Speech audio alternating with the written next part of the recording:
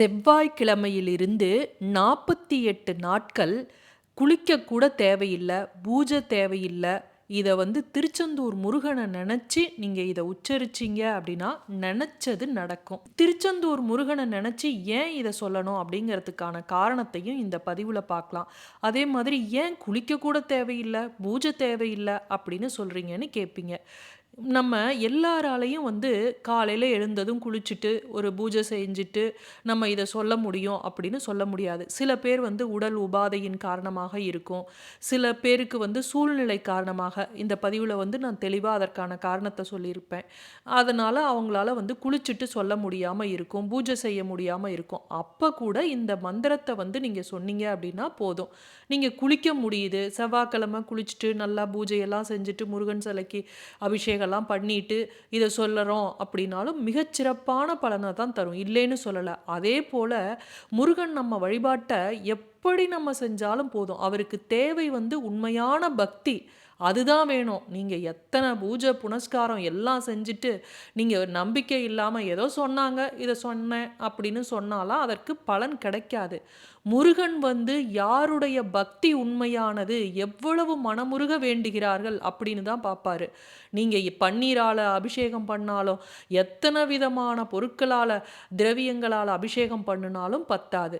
மனதார முருகனை வேண்டுனீங்க அப்படின்னா, கூப்பிட்ட குரலுக்கு ஓடோடி உங்க கண்முன் நிற்கக்கூடிய கடவுள். செவ்வாய்க்கிழமையில இதை செய்ய ஆரம்பிங்க. ஏன் செவ்வாய்க்கிழமையை சொல்றேன் அப்படின்னா, இந்த செவ்வாய் பகவானுக்கு அதிபதி நம்ம முருகப்பெருமான் தான். சிவபெருமானோட நெற்றிக்கண்ணுல இருந்து தோன்றியவர் தான் இந்த முருகப்பெருமானு. சக்தியோட அம்சமான வேலை தன் கையில் வைத்திருக்கக்கூடியவர். அதனால முருகப்பெருமானை வழிபட்டோம் அப்படின்னா அங்காரகனை வழிபட்ட பலனும் கிடைக்கும், சிவசக்தியை வழிபடுவதற்கான சமமான பலனையும் பெற முடியும். அதனால இந்த நாள்ல நீங்க சொல்ல ஆரம்பிச்சு இதை 48 நாட்கள் தொடர்ந்து சொல்லி கொண்டு வாங்க. மாதவிடாய் காலத்துல இதை சொல்லலாமா அப்படின்னா மனசுக்குள்ளேயே நீங்க சொல்லிக்கலாம். அதனால எந்த தவறும் இல்லை. காலையில எழுந்ததும் சொல்லணுமா, வெறும் வயிற்றுல சொல்லணுமா அப்படின்னு கேட்டிங்கன்னா அப்படியும் கிடையாது. எப்போ வேணாலும் நீங்க சொல்லலாம். எந்த நேரத்துல இரவுக்குள்ள எப்போ வேணாலும் நீங்க சொல்லலாம். இந்த மந்திரம் நினைத்ததை நம்ம வேண்டுனதை தரக்கூடிய ஒரு சக்தி வாய்ந்த மந்திரம். அகத்திய பெருமான் அருளியது இந்த மந்திரம். சரி, இப்ப பதிவை பார்க்கலாம். ஏதாவது காரிய தடைகள் இருக்கு, எந்த விஷயமாவது சீக்கிரம் நடக்கணும் அப்படின்னு நினைக்கிறவங்க இதை செய்து பலனடையலாம். ஏன் இதை சாதாரணமாக முருகனை நினச்சி உச்சரித்தால் பத்தாதா, அது என்ன குறிப்பிட்டு திருச்செந்தூர் முருகனை அப்படின்னு நீங்கள் கேட்பீங்க. இந்த 6 படை வீடுகள்லையே திருச்செந்தூர் முருகனுக்கு ஒரு தனி சிறப்பே இருக்குது. முருகன் அவதரித்தது எதில்? விசாக நட்சத்திரத்தில், வைகாசி விசாகத்தில் இந்த திருச்செந்தூர் முருகன் அவதரித்தார். அப்படிங்கிறதுனால தான் இந்த திருச்செந்தூர் முருகன் தலமே மிகவும் சிறப்பு வாய்ந்ததாக சொல்லப்படுகிறது. 6 படை வீடுகள்லையே இந்த திருச்செந்தூர் முருகனுக்கு மட்டும் ஒரு தனி சிறப்பு இன்னும் என்ன இருக்குது அப்படின்னு பார்த்தீங்கன்னா, மற்ற 5 வீடுகளும் பாருங்க மலை மேலே இருக்கும். இது மட்டும்தான் கடல் பக்கத்தில் இருக்குது. நான் இதை ஏற்கனவே என்னுடைய பதிவுகளில் சொல்லியிருக்கேன். மற்ற 5 வீடுகளும் நம்ம ஏறி போய் வழிபட்டு இறங்கி வருவோம். ஆனால் இந்த திருச்செந்தூர் முருகனை நம்ம இறங்கி போய் வழிபட்டு மறுபடி நம்ம ஏறி வருவோம். இது நம்ம வாழ்க்கையில் இனிமே ஏறுமுகமாக இருக்கும். நடக்கிறதெல்லாம் நமக்கு இனிமே நன்மையில் முடியும் அப்படிங்கிற மாதிரி இது குறிக்குது. அது மட்டும் இல்லை, இந்த இடமும் சந்தன மலையாக இருந்த இடம்தான். இதை முருகன் தன்னுடைய காலால் அழுத்தி கடலுக்கு அடியில் போனதாகவும் அதற்கு மேலே இந்த கோவில் இருப்பதாகவும் புராணங்கள் சொல்லுது. இப்போவும் பாருங்க, திருச்செந்தூர் கடல்ல பார்த்தீங்கன்னா பாறை நிறைய தெரியும்.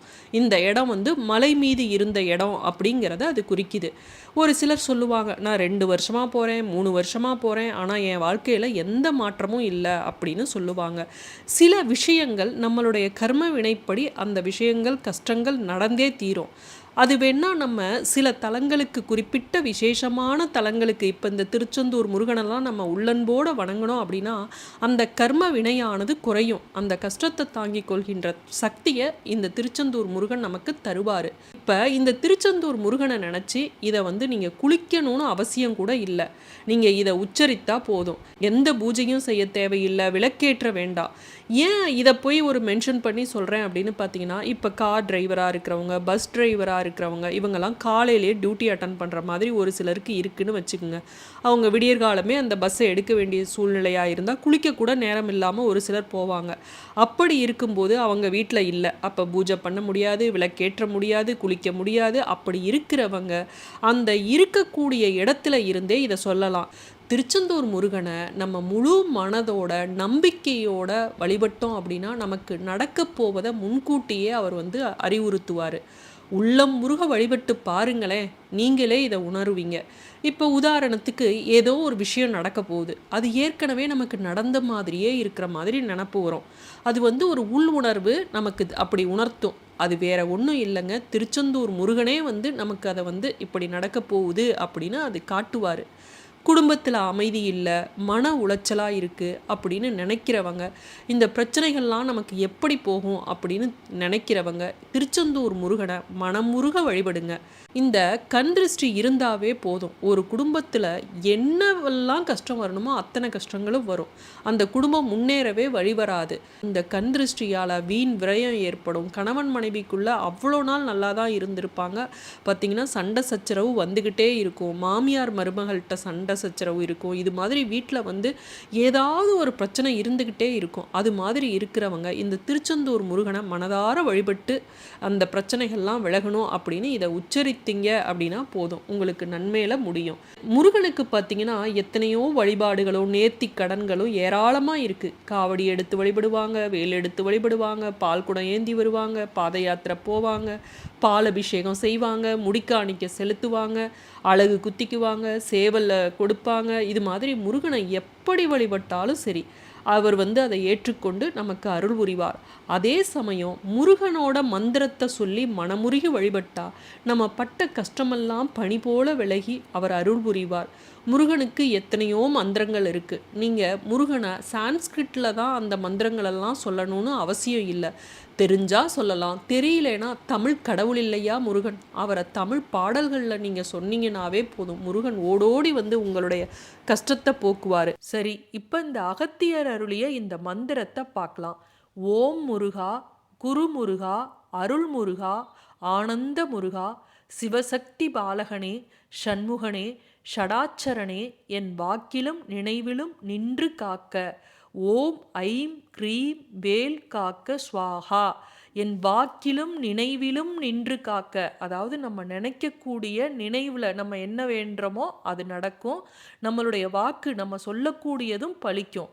சுக்குக்கு மிஞ்சிய மருந்தும் இல்லை, சுப்பிரமணியனுக்கு மிஞ்சிய தெய்வமும் இல்லை அப்படின்னு சொல்லுவாங்க. இதை சொல்கிறப்ப உங்களுக்கு நீங்கள் நினைக்கிறது நடக்கும். அதுவும் திருச்செந்தூர் முருகனை மனதார நினச்சிக்கிட்டு அவர் படத்தை கண் முன்னாடி மனசுக்குள்ளே கொண்டு வணங்கிட்டு இதை உச்சரித்து பாருங்கள். நீங்கள் நினச்ச காரியம் அப்படியே 100% நடக்கும். மீண்டும் அடுத்த காணொளியில் சந்திக்கும் வரை நன்றி, வணக்கம்.